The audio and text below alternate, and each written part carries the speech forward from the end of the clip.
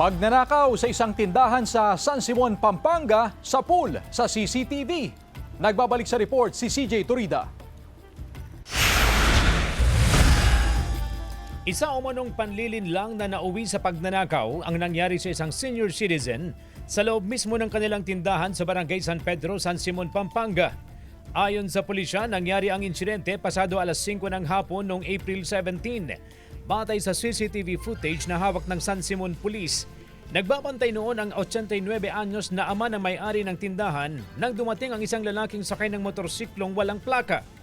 Nagpanggap daw siyang customer at bumili ng isang pakete ng sigarilyo gamit ang 1,000 pisong pera na kalaunay na pag-alaman na peke. Matapos masuklian ng tunay na pera, may binili pa raw ang lalaki at sinadya umanong lituhin ang tindero. Kung ano-ano daw yung tinuturo, ma'am, parang nililito daw niya yung matanda. Nakita siyang doon, ma'am, nakita siyang parang nakabugkos na pera. Parang may darating yata na pangkuhunan po yun, ma'am eh. Habang abala ang matandang tindero, sinamantala ng suspect ang pagkakataon para kunin ang pera.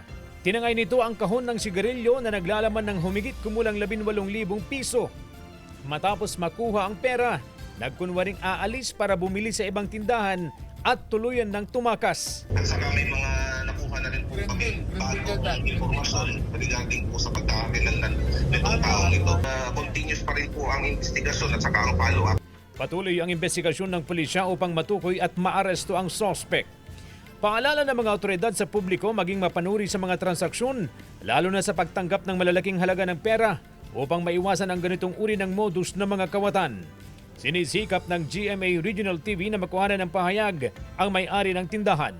CJ Turida, One North, Central Luzon.